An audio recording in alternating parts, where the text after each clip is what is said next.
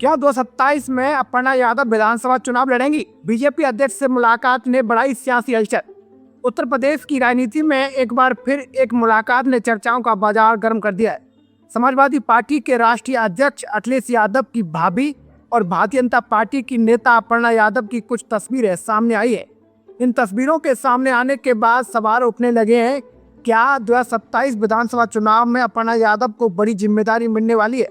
क्या बीजेपी यादव परिवार के राजनीतिक प्रभाव को नई रणनीति के तहत इस्तेमाल करने जा रही है, या फिर ये सिर्फ एक सामान्य संगठनात्मक मुलाकात है?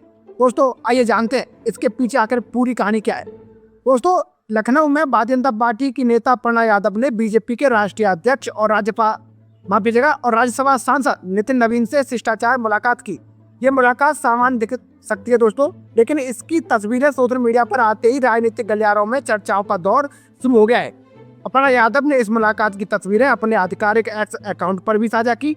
उन्होंने पोस्ट में लिखा, माननीय राष्ट्रीय अध्यक्ष जी के मार्गदर्शन में भारतीय जनता पार्टी एक एक कार्यकर्ता राष्ट्र सेवा, सुशासन एवं अंत्योदय के संकल्प को और अधिक गति एवं मजबूती प्रदान करने के लिए दृढ़ संकल्पित है। इस संदेश में उन्होंने संगठन के प्रति अपनी प्रतिबद्धता और पार्टी नेतृत्व पर विश्वास व्यक्त किया। हालांकि पोस्ट में चुनाव या किसी नई जिम्मेदारी का कोई उल्लेख नहीं था, लेकिन तस्वीरों जो सामने आई है उससे राजनीतिक अटकलों का दौर शुरू हो गया।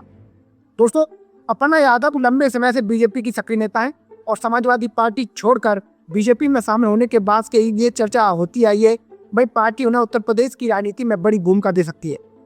हालांकि अब तक उन्हें कोई बड़ा चुनावी दायित्व तो नहीं मिला है, लेकिन समय समय पर पार्टी के शीर्ष नेताओं के साथ उनकी मुलाकातें चर्चा का विषय जरूर बनती है। अब जबकि उत्तर प्रदेश विधानसभा चुनाव 2027 की तैयारियों को लेकर राजनीतिक दल अपनी अपनी रणनीति बनाने में जुट गए हैं, ऐसे में अपर्णा यादव की ये मुलाकात कई तरह के सवाल खड़े करती है। राजनीतिक विशेषज्ञों का मानना है कि बीजेपी 2027 के विधानसभा चुनाव को लेकर सामाजिक समीकरणों पर विशेष ध्यान दे रही है। ऐसे में अपर्णा यादव, जिनकी पहचान यादव परिवार से जुड़ी होने के साथ साथ बीजेपी की नेता के रूप में भी है और पार्टी के लिए एक महत्वपूर्ण चेहरा बन सकती हैं। हालांकि ये केवल राजनीतिक विश्लेषण है और पार्टी की ओर से इस संबंध में कोई आधिकारिक घोषणा नहीं की गई है। दोस्तों, दूसरी ओर कुछ जानकार इसे पूरी तरह संगठनात्मक और औपचारिक मुलाकात मान रहे हैं। उनका कहना है कि राष्ट्रीय अध्यक्ष से पार्टी नेताओं की मुलाकातें सामान्य प्रक्रिया हो सकती है। तस्वीरों के आधार पर किसी बड़े राजनीतिक फैसले का निष्कर्ष निकालना जल्दबाजी होगी। फिर भी ये सच है कि जैसे ही तस्वीरें सामने आई, सोशल मीडिया पर तरह तरह की चर्चाएं शुरू हो गई। कोई कह रहा है कि भाई अपर्णा यादव को 2027 में विधानसभा चुनाव लड़ाया जा सकता है, तो कोई उन्हें संगठन में बड़ी जिम्मेदारी मिलने की संभावना जता रहा है। वहीं कुछ लोग इसे बीजेपी की भविष्य की चुनावी रणनीति से जोड़कर भी देख रहे हैं। गौर करने वाली बात यह भी है कि अपर्णा यादव पहले भी कई बार प्रधानमंत्री, मुख्यमंत्री योगी आदित्यनाथ और बीजेपी के शीर्ष नेताओं से मुलाकात करती रही है।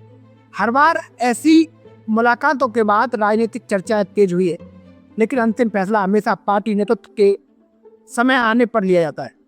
इसलिए फिलहाल ये कहना जल्दबाजी होगी कि अपर्णा यादव को 2027 में कौन सी भूमिका मिलेगी।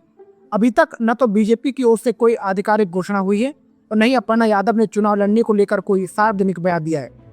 लेकिन दोस्तों, इतना जरूर है कि उत्तर प्रदेश की राजनीति में अपर्णा यादव लगातार चर्चा का विषय बनी हुई है।